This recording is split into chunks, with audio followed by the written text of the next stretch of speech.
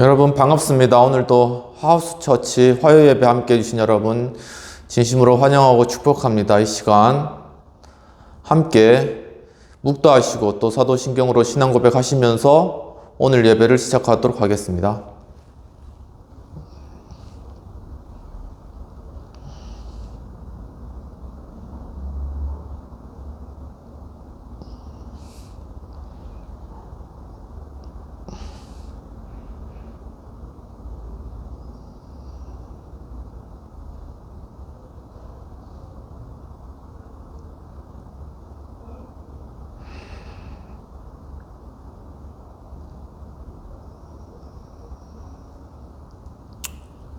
전능하사 천지를 만드신 하나님 아버지를 내가 믿사오며 그 외아들 우리 주 예수 그리스도를 믿사오니 이는 성령으로 잉태하사 동정녀 마리아에게 낳으시고 본디오 빌라도에게 고난을 받으사 십자가에 못 박혀 죽으시고 장사한 지 사흘 만에 죽은 자 가운데서 다시 살아나시며 하늘에 오르사 전능하신 하나님 우편에 앉아 계시다가 저희로서 산자와 죽은 자를 심판하러 오시리라.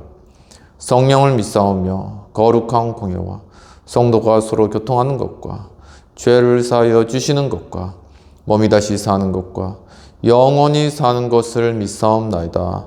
아멘.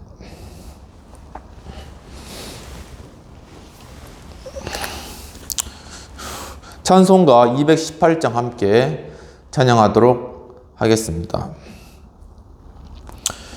내 맘과 정성을 다하여서 주 너의 하나님을 사랑하라.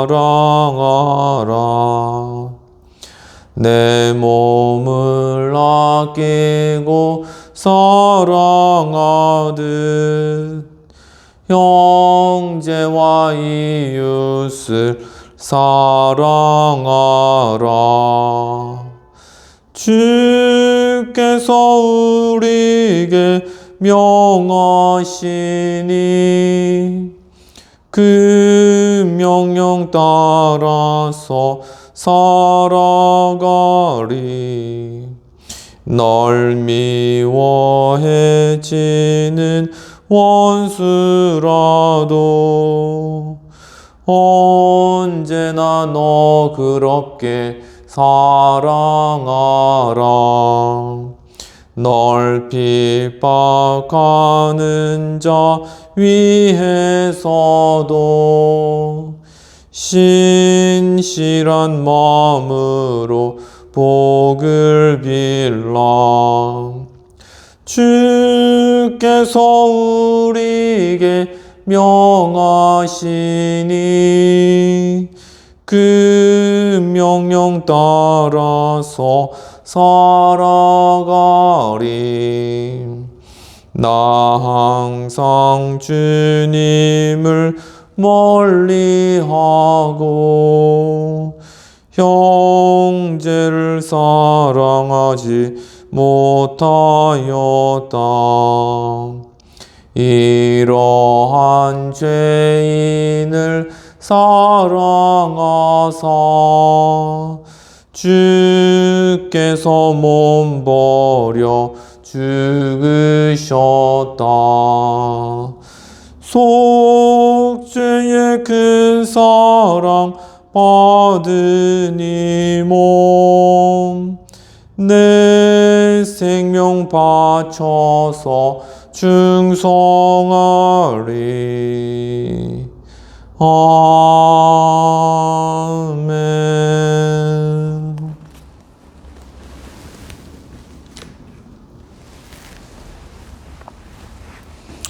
이 시간 공동체를 위한 회개의 기도와 성찬을 위한 기도와 헌금을 위한 기도를 드리도록 하겠습니다.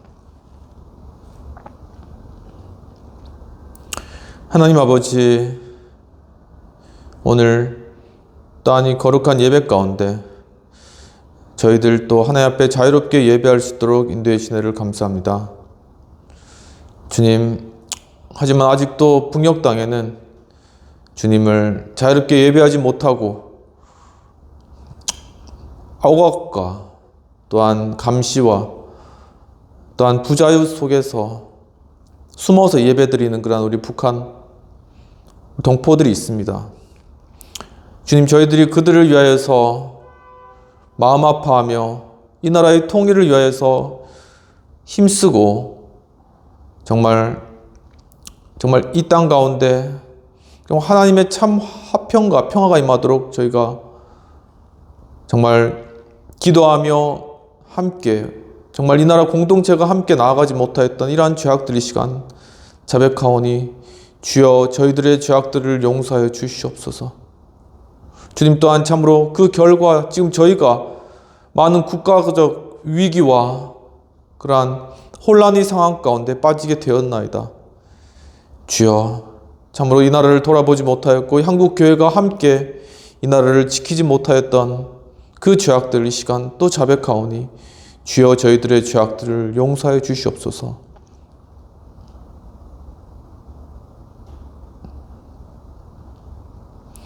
이 시간 예수 그리스도께서 저희들의 죄악들을 사하여 주십니다.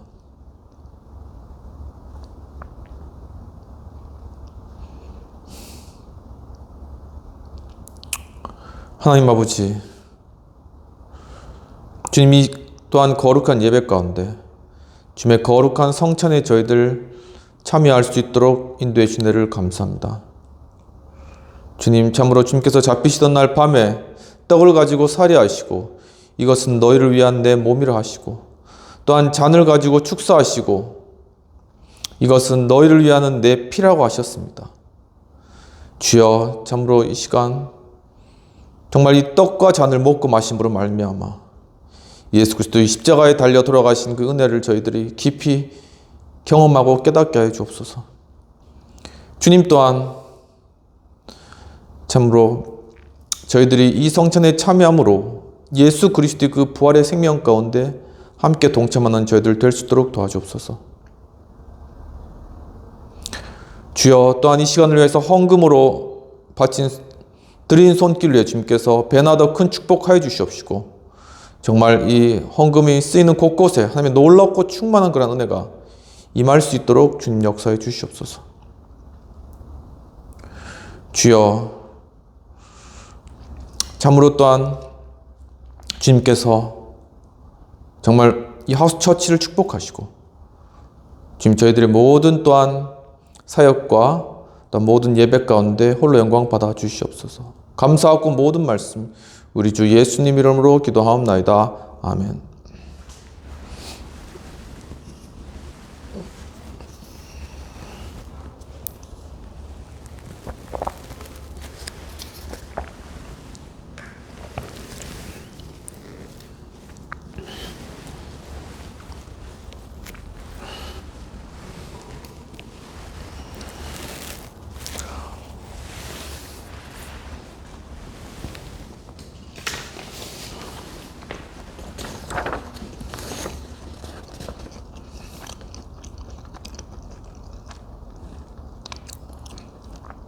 이 시간 말씀을 받도록 하겠습니다.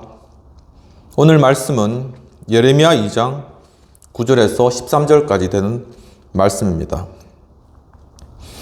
그러므로 내가 다시 싸우고 너희 자손들과도 싸우리라. 여호와의 말씀이니라. 너희는 기띔 섬들에 건너가 보며 게달에도 사람을 보내 이 같은 일이 있었는지를 자세히 살펴보라.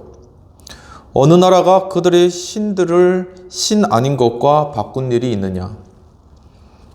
그러나 나의 백성은 그의 영광을 무익한 것과 바꾸었도다. 너 하늘아, 이 일로 말미암아 놀랄지어다. 심히 떨지어다. 두려워할지어다. 여호와의 말씀이니라. 내 백성이 두 가지 악을 행하였나니 곧 그들이 생수의 근원되는 나를 버린 것과 스스로 웅덩이를 판 것인데 그것은 그 물을 가두지 못할 터진 웅덩이들이니라.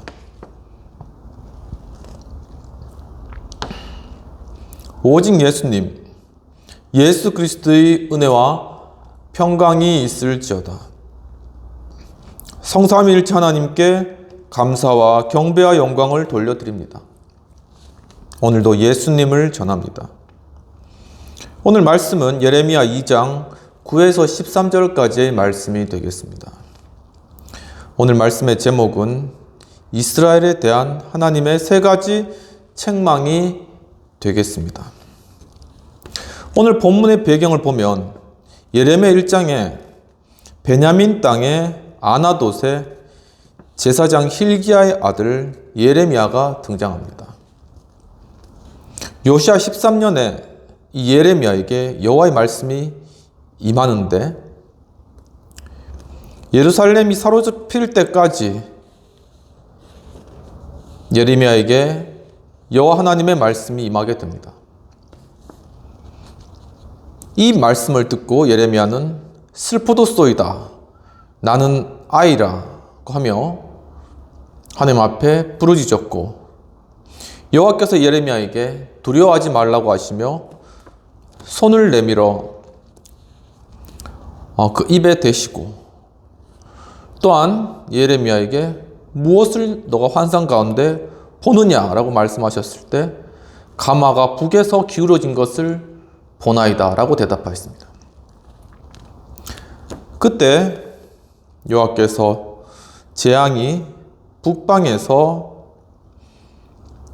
이 무리에게 임할 것이다 라고 말씀을 하시며, 그들이 나를 버리고 우상을 따랐기 때문이다 라고 이야기를 하시는 것입니다. 그러면서 오늘 본문의 내용은 보라, 너로 하여금 너가 노성벽이 되게 하겠다, 노스로 만든 그러한 성벽이 되게 하겠다라고 하시고, 또한 예레미야 2장으로 넘어와서 이스라엘에게 나 여호와가 말하노라, 내게 무슨 불의한 것을 보았기에 바로 너희들이 헛된 것을 따르느냐라고 이스라엘 민족들에게 경고하며 질문하시는 그러한 내용이 나타난 것이죠. 내가 기름진 땅, 바로 그것으로 너희를 인도하고 너희에게 좋은 것을 주었건만 너희가 그 땅을 역겨운 것으로 만들었다 라고 말씀하시며, 내가 다시 너희들을 위해서 싸우고 이 땅을 거룩하게 하겠다라고 말씀하시는 것입니다. 그러면서 내 백성이 나의 영광을 무익한 것으로 바꾸었다 라고 이야기하시면서, 또한 내 백성이 두 가지 악을 행하였는데 생수의 근원을 버린 것과 또한 터진 웅덩이를, 즉 물을 담지 못한 웅덩이를 판 그러한 죄악들을 범하였다라고 이야기를 하시는 것이죠. 이와 같은 본문의 내용과 배경을 가지고 오늘 이스라엘에 대한 하나님의 세 가지 책망의 내용들을 살펴보도록 하겠습니다. 이스라엘에 대한 하나님의 세 가지 책망 중 첫 번째는 영광을 무익한 것과 바꾸었다라는 것입니다. 본문 11절에서는 어느 나라가 그들의 신들을 신 아닌 것과 바꾼 일이 있느냐, 그러나 나의 백성은 그의 영광을 무익한 것과 바꾸었도다 라고 말씀하고 있습니다. 즉 헛된 우상으로 돌아섰다 라는 것을 책망하고 있다는 사실입니다. 본문 11절에서 바꾸다 라는 것은 원어 헤미르로서 치환하다, 그리고 변경하다, 교환하다 라는 의미가 있습니다.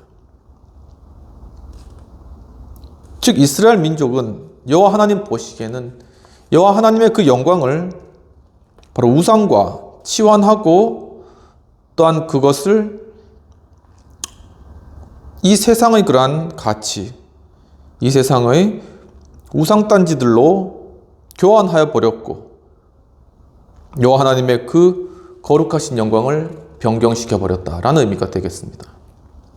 이처럼 이스라엘에 대한 하나님의 세 가지 책망 중 첫 번째는 그들이 헛된 우상으로 돌아섰다라는 것입니다. 출애굽기 20장 3절에서 주님께서는 모세에게 십계명을 주시면서 너는 나 외에 다른 신들을 내게 두지 말라라고 말씀하고 계십니다. 또한 예레미야 10장 5절에서는 말도 못하며 걸어다니지도 못하는 그러한 우상들을 두려워하지 마라 라고 이야기를 하고 있는 것이죠. 골로새서 3장 5절에서는 땅의 지체를 죽이라, 탐심은 곧 우상숭배라고 이야기를 하고 있습니다. 오늘 본문의 말씀들 가운데서 바로 영원하신 하나님 이외에 이 세상의 그러한 물질과 이 세상의 아름다운 것들을 탐하는 그러한 마음들, 바로 그것들이 우상숭배의 그러한 행위다라는 것을 보여주고 계시는 것입니다. 이처럼 이스라엘에 대한 하나님의 세 가지 책망 중 첫 번째는 헛된 우상으로 그들이 돌아섰다. 이 세상의 눈에 보이는 것, 눈에 보이기에 좋은 것들, 아름답게 보이는 것들로 자신의 마음을 돌이켰다라는 것이죠.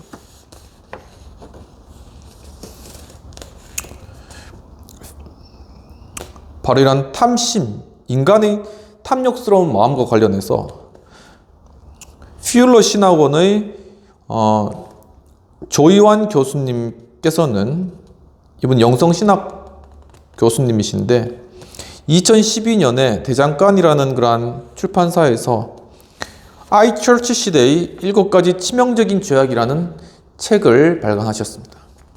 여기서 iChurch라는 것은 이 당시에 아이팟이 굉장히 유명했는데, 아이팟 전에는 이제 사람들이 다 어떤 CD나 이런 것을 구입해가지고 음악을 들었었던 것이죠. 그러니까 뭐 어떤 가수의 어떤 음악이 좋다 하더라도 그 가수의 전체 음악이 들어가 있는 CD를 샀어야만 했다는 것입니다.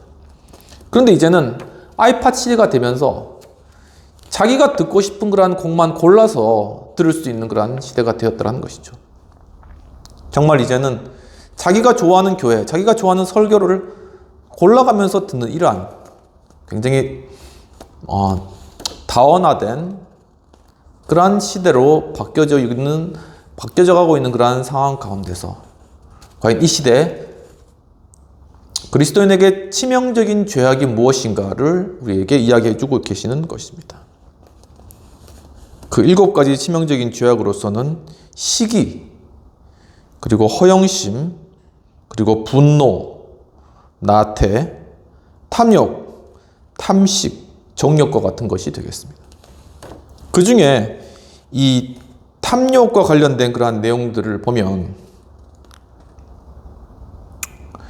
예수님께서는 인간 소유의 어떤 욕망만 보신 것이 아니고, 이 물질이 인간의 주인, 그리고 이 물질이라는 것이 하나의 신성화될 수 있는 그러한 것이다.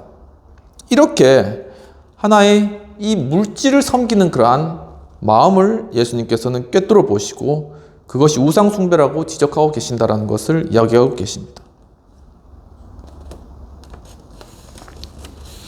탐욕이라는 말은 어발리스라는 그러한 영어 단어죠. 그런데 그것은 지나치게 갈구하다라는 하나의 라틴어 어베어라는 단어에서 유래를 하였습니다. 근데 이것은 하나의 변태적인 하나의 사랑을 의미하는 것입니다. 바로 이 변태적인 사랑인 이 탐욕이 치명적인 이유는 어떠한 관대함이나 정의와 같은 것에 대한 어떤 영원한 가치들이나 중요한 그러한 가치들로부터 우리의 관심을 좀먹게 하는 그러한 결과를 낳게 되기 때문에 이 탐욕이 굉장히 위험스러운 것이다 라고 설명하고 계십니다. 즉, 이 탐욕에 빠지다 보면 하나의 관계성에 대한 불감증이 나타나는 것이죠.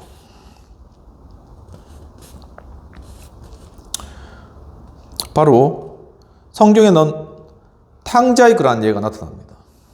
즉, 큰아들과 작은아들이 있었는데 이 작은아들이 아버지의 모든 소유를, 자신이 상속받을 그러한 재물을 다 가지고 먼 땅으로 가버린 것이죠.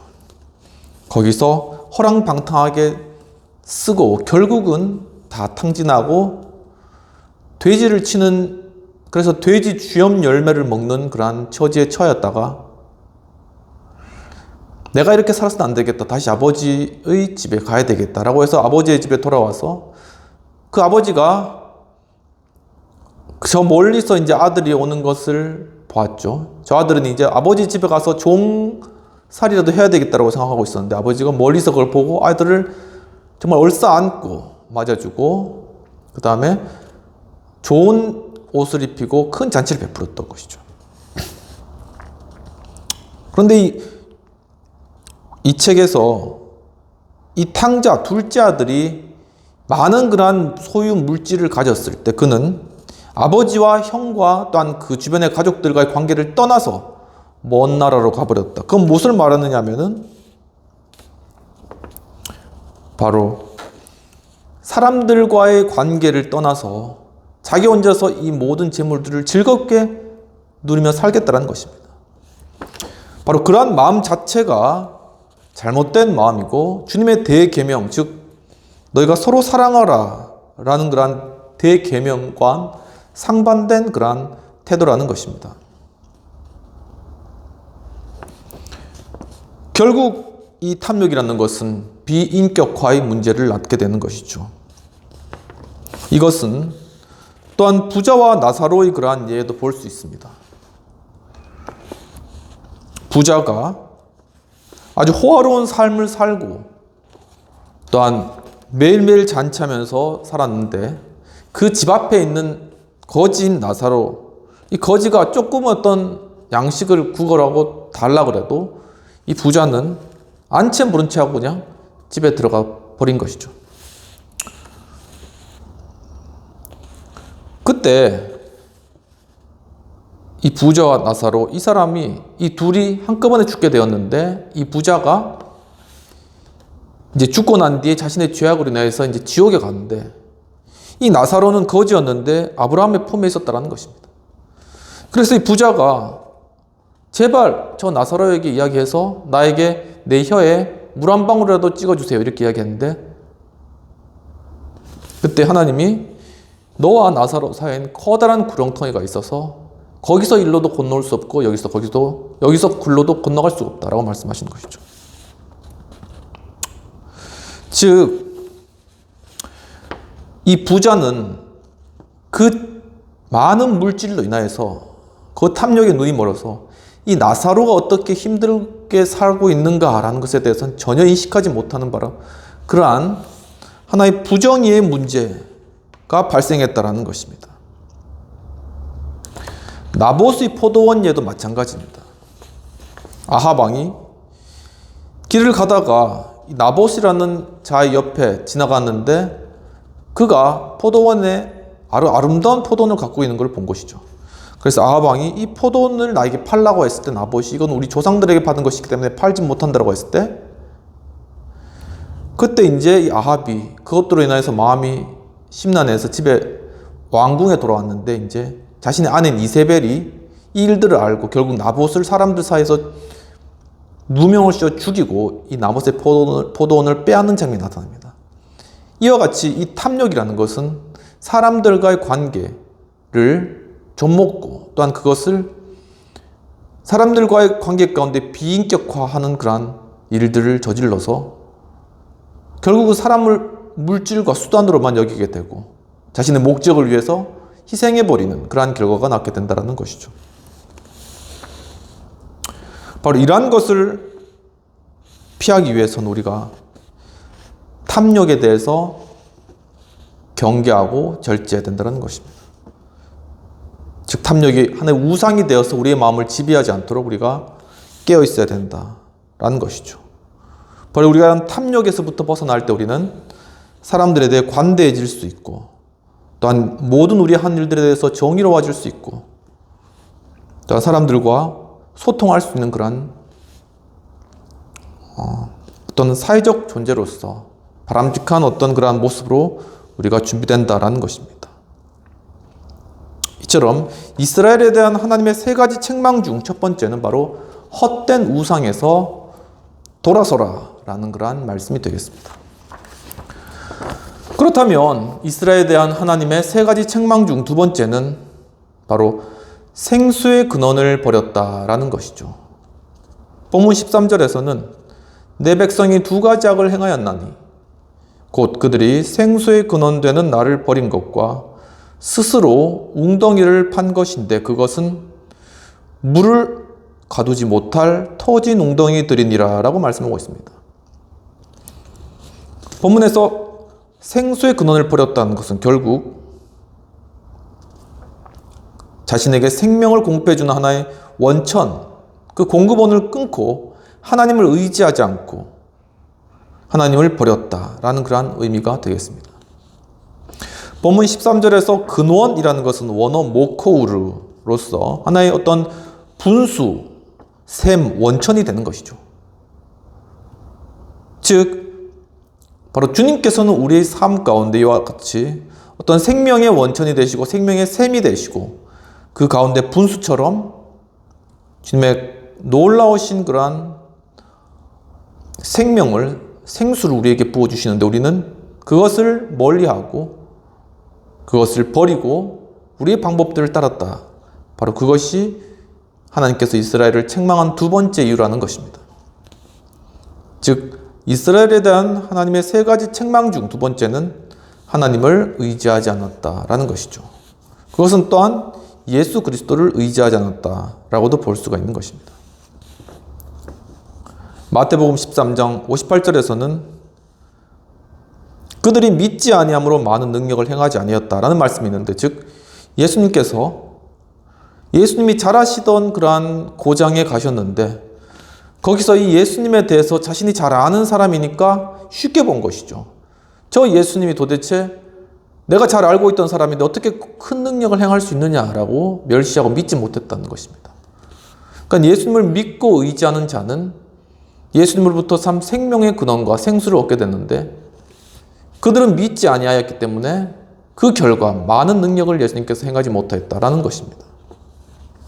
요한복음 4장에서는 예수님께서 사마리아 여인과 어떤 대화하는 가운데 내가 주는 물은 영생하도록 솟아나는 샘물이 되리라 라는 말씀하십니다. 즉 이 사마리아 여인은 예수님의 목마름을 채우기 위해서 이렇게 우물가에서 물을 뜨는데 그 여인에게 바로 내가 주는 물은 영생하도록 솟아나는 그러한 샘물이 된다라고 말씀하고 있는 것이죠. 그러면서 그 뒤에 바로 이 여자가 예배의 문제를 이야기합니다. 제사의 문제인 거죠. 우리 조상들, 우리 사마리아인들, 그 이방인이죠. 유대인들에게는 그들은 이제 여기서 예배 드리라 그러고 또 유대인들은 저기서 예배 드리라 그러는데 과연 어디서 드려야 되는 게 참된 예배냐? 이런 질문을 하게 됩니다. 근데 예수님께서 하시는 말씀이 너희가 곧 참되게 주님 앞을 예배하는 그러한 날이 오게 되나니 정말 신령과 진정으로 영과 진리로 예배하는 때가 온다라고 이제 말씀해 주셨던 것이죠. 이 말씀을 종합해 보면 주 앞에 참된 예배와 참된 영광을 올려드릴 때 정말 주님께서 주시는 그 참 생수와 같은 그러한 은혜와 놀라운 공급을 우리가 힘있고 받을 수 있다라는 그러한 것들을 우리에게 말씀해 주시고 있는 것입니다. 이와 같이 참 주님께서는 주님의 말씀을 따르라고 말씀하지만 인간은 자신의 생각을 의지할 때가 많이 있습니다. 사도행전 27장에 보면은 사도 바울, 초대교회의 위대한 어떤 전도자인 바울이 이제 예수 전한다는 이유로 이제 결박되어서 결국 네로 황제 앞에, 결국 이제 로마 황제 앞에 신문을 받으러, 재판을 받으러 이제 간 그런 과정인 것이죠. 근데 이제 그때 배를 타고 가는데 로마 병정이 이 바울과 함께 많은 죄수들을 함께 배에 태우고 가는데 그때 이 배가 항구에 정박했다가 이제 로마로 떠나야 되는데 순풍이 불고 날씨가 좋으니까는 이제 곧 출발하면 되겠다라고 생각했습니다.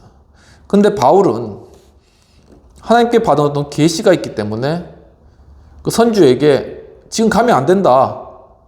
지금 가면 분명히 큰 풍랑을 만난다라고 그렇게 경고를 했다는 것이죠. 하지만 이 백부장, 즉 로마의 100명의 어떤 군대 장관은 선장과 선주의 말을 바울의 말보다 더 믿었다는 것입니다. 이와 같이 우리의 일반적인 어떤 가치 기준들, 예를 들면은 많은 어떤 경험을 가지거나 많은 학위를 가지거나 많은 어떤 경력이 있거나 많은 돈이 있거나 이런 것들을 우리가 물론 이제 객관적인 증거로는 우리가 볼 수 있겠지만 그것을 전폭 신뢰하여서 그것만을 따라 우리가 행함으로 말미암아 우리의 삶 가운데 하나님이 개입할 여지를 전혀 남겨두지 않는다는 것이 바로 문제라는 것입니다. 결국 이들은 바울의 말을 믿지 못하다가 결국 하나님 말을 믿지 못한 것이죠. 결국은 가다가 유라굴로라는 커다란 그러한 폭풍을 만나서 난파되고 결국 그 배는 표류하다가 바위에 걸려서 배가 다 부서지는 그런 상황이 발생한 것이죠. 하지만 그때야 그들은 이제 바울의 말을 이제 의지하게 됐고 바울이 환상과 계시를 통해서 받았던 것처럼 이 배에 있는 사람은 한 명도 목숨을 잃지 아니하리라는 그런 것들을 사람들에게 전하고 그들에게 먹이고 또한 그들이 양식을 다 이제는 버리고 물살을 따라서 어떤 섬에 도착하게 되고 그래서 모두가 살아난 그런 일이 나타난 것이죠. 그러니까 우리의 삶 가운데 정말 우리가 어떨 땐 우리의 생각들을 할 때가 많이 있습니다. 저 역시 마찬가지고 그리고 우리 생각이 판단이 옳다고 생각할 때가 많아요. 그리고 자신의 실력을 믿을 때가 많고 하지만 그것을 100% 의지하는 것 그리고 그것만을 따라가는 것은 문제가 있다는 것입니다.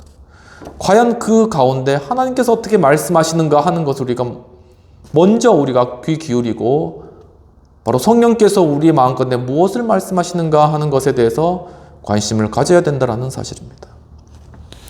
이처럼 이스라엘에 대한 하나님의 세 가지 책망 중 두 번째는 하나님을 그들이 의지하지 않았다라는 것입니다. 이와 같이 이 세상은 이제 더 이상 하나님을 의지하지 않고 생수의 근원을 찾지 않는 그러한 세대가 되었습니다.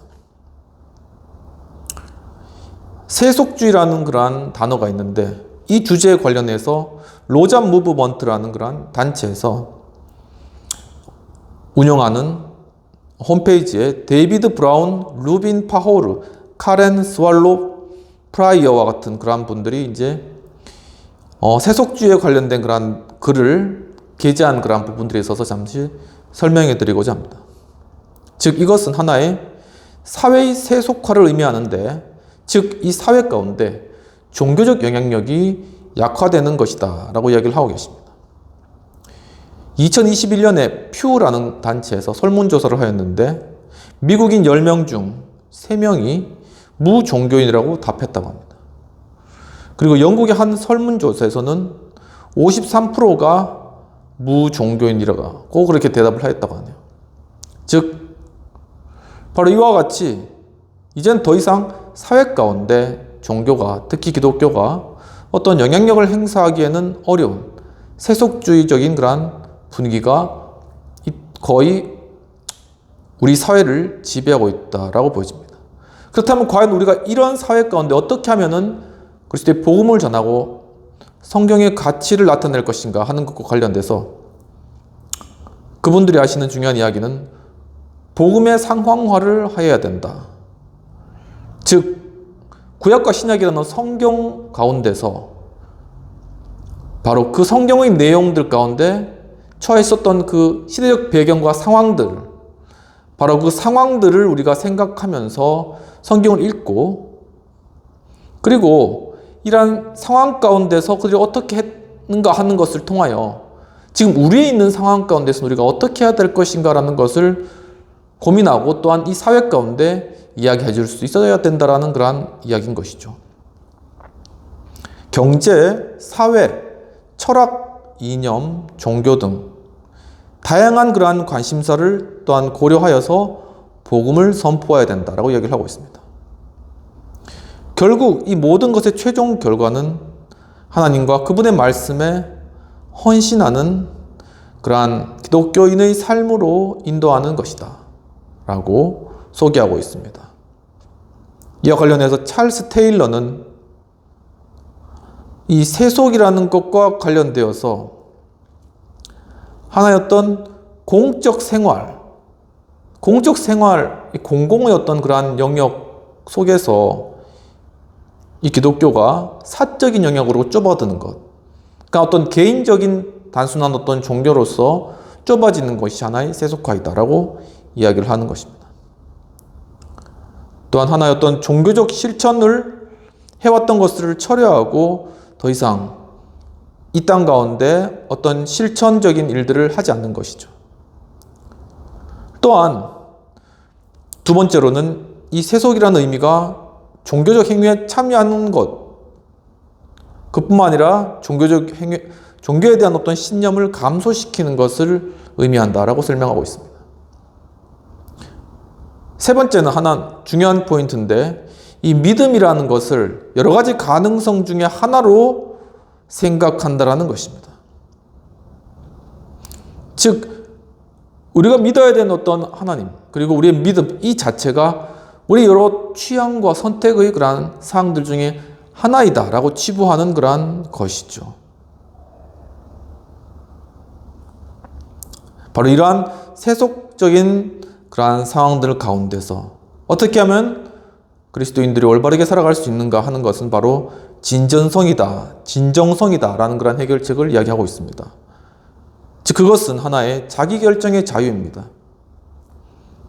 즉 내가 지금 처해 있는 그러한 어떤 현실과 또한 내가 앞으로 가야 될 그러한 길과 나의 모든 어떤 세계관뿐만 아니라 우리 인생의 궁극의 그러한 문제들을 놓고라도 자기 내면에서 스스로 결정하며 그 자유함 가운데 회심을 결심하고 또한 그 회심을 결심함으로 말미암아 영원한 신앙 공동체에 소속되었다라는 그러한 마음을 가지는 것. 즉, 이 믿음이라는 것이 하나의 개인적인 하나의 행위로서 단순히 구원을 하나의 우리가 돈을 주고 사는 그러한 것들과 같이 개인적인 영역으로 여길 뿐만 아니라 이제는 하나의 영원한 신앙 공동체, 교회 공동체 안으로 편입되어 들어온다, 소속되어 들어온다라는 그러한 소속감, 그리고 하나님의 백성이 되었다라는 그러한 안도감, 이러한 것으로 영혼들을 진정성 있게 초대하고 받아들여야 바로 이 세속주의적인 상황 가운데서 그리스도 또한 이 기독교 신앙을 올바르게 또한 나타내고 또한 그러한 교회들을 이루어갈 수 있다라는 것입니다. 이처럼 이스라엘에 대한 하나님의 세 가지 책망 중 두 번째는 이 세속주의적 상황 가운데서 하나님을 의지하지 않고 하나님을 버린 그러한 것을 책망하고 계신다라는 사실입니다. 그렇다면 잠깐 말씀을 정리하면 이스라엘에 대한 하나님의 세 가지 책망 중 첫 번째는 영광을 무익한 것으로 바꾸었다. 즉 헛된 우상으로 돌아섰다. 이 세상의 어떤 탐욕과 탐심 가운데 돌아섰다라는 것이고, 두 번째는 생수의 근원을 버렸다. 즉 하나님을 더 이상 의지하지 않는 그러한 상태가 되었다는 것입니다. 그렇다면 세 번째로 이스라엘에 대한 하나님의 책망, 세 번째는 스스로 웅덩이를 팠다라는 사실입니다. 본문 13절에서는 내 백성이 두 가지 악을 행하였으니 곧 그들이 생수의 근원되는 나를 버린 것과 스스로 웅덩이를 판 것인데 그것은 그 물을 가두지 못할 터진 웅덩이들이니라 라고 말씀하고 있습니다.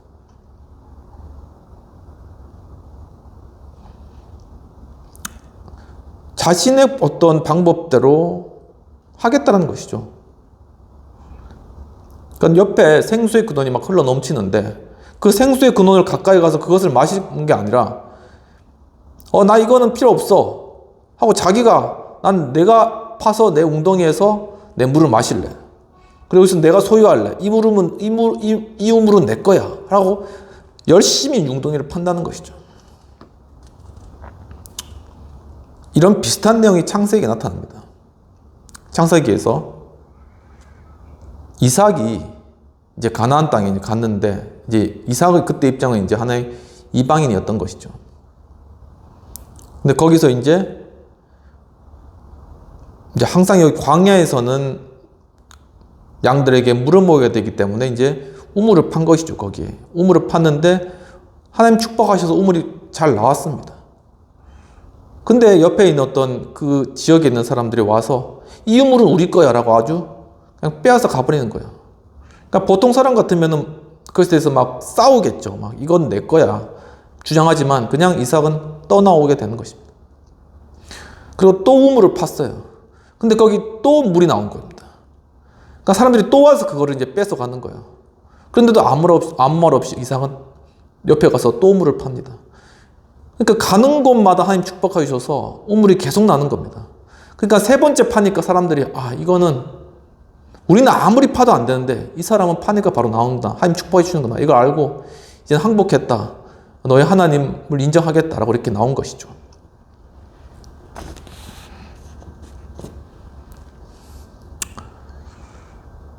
그래서 이제 13절에서 웅덩이라는 것은 원어 보로트라는 것으로 하나의 어떤 물탱크, 그리고 수조, 그리고 저수지와 같은 것이 되겠습니다.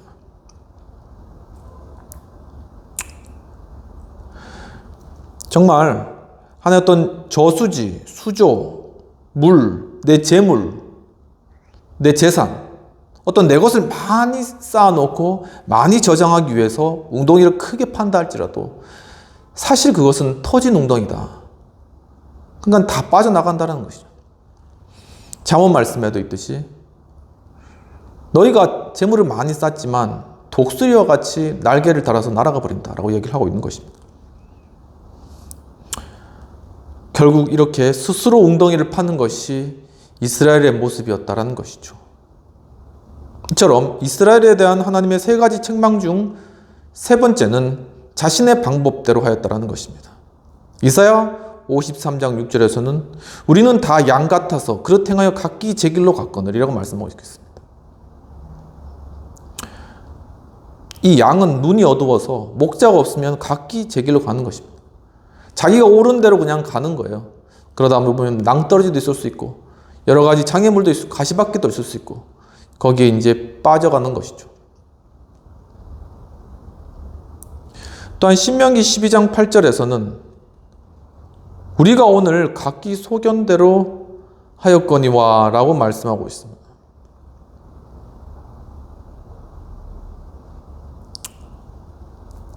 바로 이 당시는 모세가 이제 저 요단강을 건너서 가나안 땅으로 이스라엘 민족이 이제 들어갈 때 그때 이제 자신은 들어가지 못하니까 사람들에게 교훈을 해주는 그러한 장면인 것이죠. 근데 우리가 오늘 각기 소견대로 하였거니와.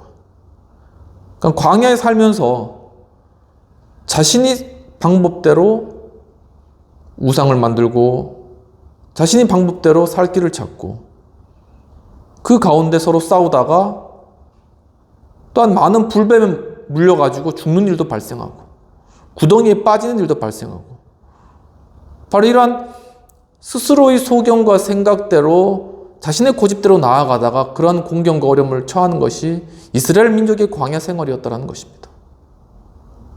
하지만 너희가 저 땅에 들어가서는 오직 하나님만 섬기고 그분의 가르침을 따라 살아라는 것이죠.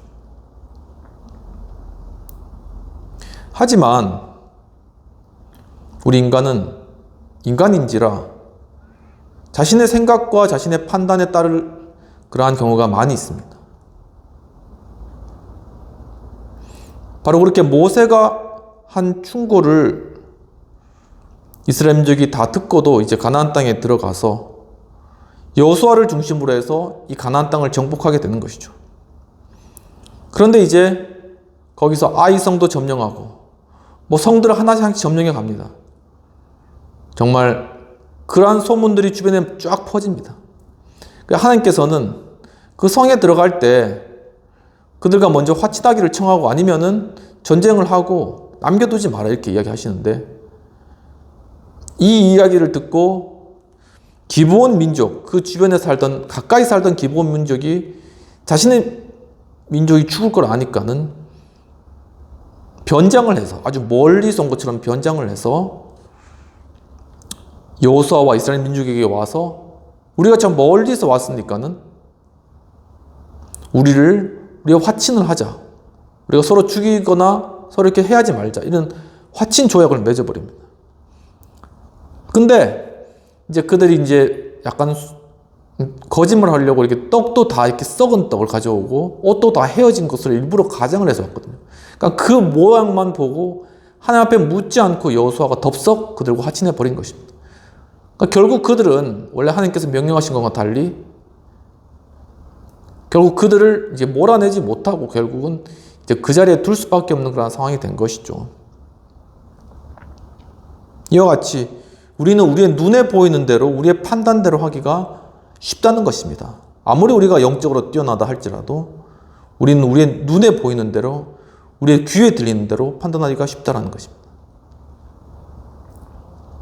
이와 같이 이스라엘에 대한 하나님의 세 가지 책망 중 마지막 책망으로는 자신의 방법대로 그들이 행하였다라는 것을 책망하고 계시는 것이죠.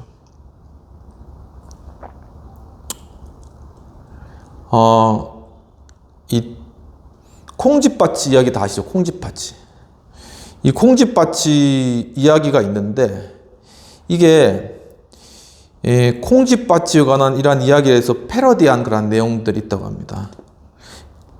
그런 내용이 땅끝교회라는 그런 홈페이지에 2024년 6월 6일 날 설교한 내용들이 이제 나오는데, 원래 이제 이 위키백과를 찾아봤는데 콩쥐밭의 스토리 여러분 다 아시겠지만 또 이제 워낙 또 예전에 들었던 분은 잘 모르시잖아요.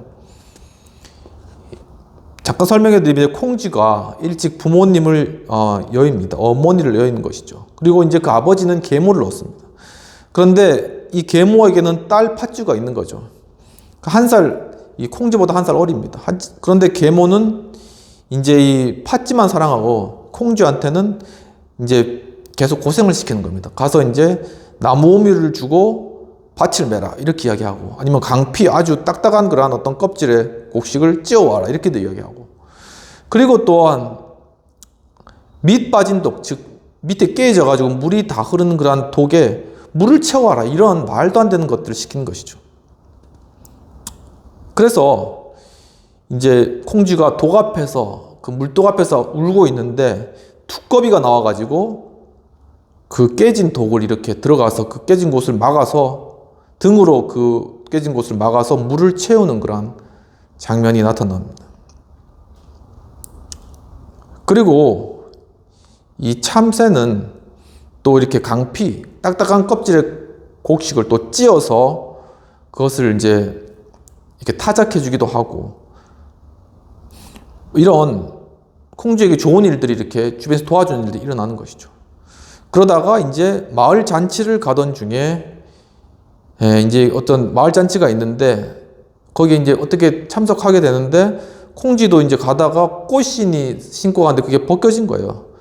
그런데 그 뒤를 따라온 이제 김씨 감사, 그러니까 이 감사의 직은 굉장히 좀 어떻게 보면 벼슬 자리잖아요. 그러니까 좀 벼슬 있는 사람이 이제 이 꽃신을 들고 이 꽃신을 맞는 사람이 자신과 천생연분이다 이렇게 생각해가지고 이제 그것을 맞춰보다가 이제 콩쥐의 발이 딱 맞았던 것이죠. 그래서 콩쥐를 부인으로 맞이하였다. 뭐 그런 장면이 있는데, 그 뒤에 또 원래 좀 약간 잔인한 그런 스토리가 뒤에 또 많이 있습니다. 막 콩쥐가 죽고 그 다음에 막 나중엔 다시 막 나타나고 이런 것들 막 이런 것들인데, 아무튼 이까지 보통 이제 동화에서만 이야기해 주는 거고. 근데 이제 이 콩쥐밭을 패러디한 게 뭐냐면은, 이제 이 콩쥐가 울고 있으니까 두꺼비가 나타나가지고 이 숟가락을 가지고 와서 콩쥐 옆에서 같이 이렇게 물을 부어주면서 같이 콩쥐가 울어줬다, 이런 패러디가 있는 것입니다. 즉 이게 뭐냐면은 정말 이 겉핥기의 어떤 십자가 신앙을 보여주는 것입니다. 정말 예수 그리스도께서는 우리를 위해서 죽으셨는데, 우리는 이 십자가 신앙의 어떤 수준 자체를 단지 어떤 우리의 어떤 감정적인 힘든 부분들을 위로받을 그 정도로, 옆에서 그냥 알아주는 정도로, 하나의 친구 정도로, 하나의 어떤 주변에 있는 어떤 카운셀러 정도로 생각한다는 것이죠. 그 정도를 십자가 신앙으로 생각하는 것이죠. 십자가 능력하는 그 정도이다. 예수님께서 십자가에 달려 돌아가셨다는 사실, 그것이 우리의 마음을 위로해주는 정도이다라는 정도밖에는 우리가 정말 그 신앙에 대해서 접근하지 못하고 있다. 그러니까 옆에서 콩지 옆에서 숟가락으로 물 떠주고 같이 울고 있는 두꺼비처럼. 근데 진정한 십자가 능력은 무엇이냐면은 정말 이 두꺼비가 물속으로 들어가서 그 부서진 항아리의 그 깨어진 부분들을 몸으로 막아선 그것이 진정 십자가였다는 것입니다. 즉 우리의 어떤 존재론적인 죽을 수밖에 없는, 영원히 멸망할 수밖에 없는 우리 존재 자체를 바로 예수 그리스도께서 모든 죄를 대신 짊어지시고 십자가에 돌아가 주심으로, 그분이 직접 담당하심으로 말미암아 우리가 우리의 죄값에서 벗어나고 구원함을 얻었다라는 것이 참된 십자가의 능력인 것이죠. 정말 이것이 우리에게 믿어지고 이것이 우리의 마음 가운데 들어올 때는 우리가 단지 우리의 마음 가운데 위로를 얻는 정도가 아닌 우리의 존재 자체를 온전히 바꾸어 놓는 그런 놀라운 십자가의 능력이 된다는 사실입니다. 이것이 정말 진정한 십자가인 것이죠. 지금 이 사순절 기간에 정말 우리가 느껴야 될 것도, 우리를 단순히 십자가에 대신 우리를 위해서 죽으셨다, 그래서 내 고난과 고초를 알아주신다, 나를 위해 눈물을 흘려서 기도해 주신다, 이 정도가 아니라 바로 그분이 죽으심은 내 존재 자체를 완전히 바꿔주는, 내 죄인이라는 신분에서 이제는 의인이라는 신분으로 우리의 신분 자체를 완전히 바꿔주는, 우리의 죄를 대신 예수께서 십자가에 달려 돌아가심으로 그 죄값을 담당하심으로 우리의 죄가 완전히 사해지고 이제는 예수 그리스도 옷 입는 온전한 의인으로 거듭난, 그래서 우리 가운데 그리스도께서 부활하셨듯이 우리 가운데 참된 부활이 임하는 이런 우리 존재론적인 실존적인 진정한 변화가 일어나는 것이 바로 십자가의 능력이라는 사실입니다. 바로 이 사순절에 우리에게 주어지는 그 십자가의 의미도 바로 그렇게 다가와야 될 줄로 믿습니다. 오늘 말씀을 정리하도록 하겠습니다. 이스라엘에 대한 하나님의 세 가지 책망, 첫 번째는 영광을 무익한 것으로 바꾸었다. 즉 헛된 우상으로 돌아섰다라는 것입니다. 두 번째는 생수의 근원을 버렸다. 즉 하나님을 더 이상 의지하지 않고 버렸다라는 것이죠. 세 번째는 스스로 웅덩이를 팠다. 즉 자기 방법으로 계속 하려고 자기 방법을 찾아서 그냥 터진 웅덩이를 계속 팠다라는 것이 이스라엘에 대한 하나님의 책망이고 곧 우리에 대한 하나님의 책망이 되겠습니다. 이처럼 참으로 영광을 정말 무익한 우상과 바꾸고 생수의 근원 대신 하나님 아버지 예수 그리스도 그분을 버리고 자기 방법대로 웅덩이를 판 그러한 죄악들의 시간, 정말 이 사순절 기간 그리스도의 십자가 앞에서 자백하고 정말 십자가의 능력이 정말 우리 몸과 마음과 영혼까지 온전하게 바꾸고 새롭게 하는 그러한 십자가의 능력으로 다가올 수 있도록 이 시간 함께 기도하도록 하겠습니다.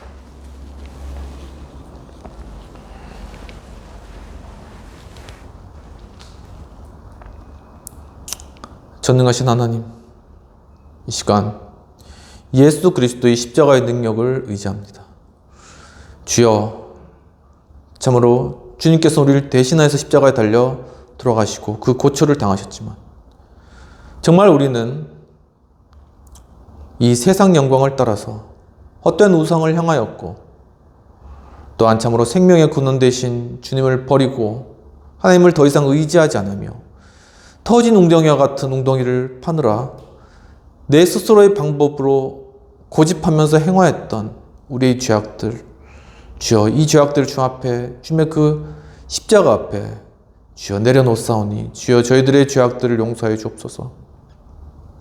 하나님 아버지, 참으로 이제는 우리가 정말 우리의 삶 가운데 우리의 영혼을 위하여서 정말 우리를 구원하시기 위해서 죄와 죽음의 권세로부터 우리를 건지시기 위해서 참으로 십자가에 달려 돌아가신 그 예수 그리스도의 십자가, 그 희생, 그 의미를 저희가 깊이 있게 이 사순절 기간에 깨닫고 주님의 그 놀라우신 그 은혜와 사랑, 주님 그 사랑으로 말미암아 정말 우리의 마음과 몸과 영혼이 이제는 새로운 소망으로 채워지며 주여 참으로 죄와 어둠으로 정말 우리를 결박하고 또한 그 사슬 가운데 놓여있던 우리 자신 이제는 그리스도의 십자가의 능력으로 자유케 된 이러한 놀라운 복음의 그러한 사실들을 우리가 깊이 믿고 또한 확신하며 우리 주변에 이 좋은 그리스도의 복음을 전파하는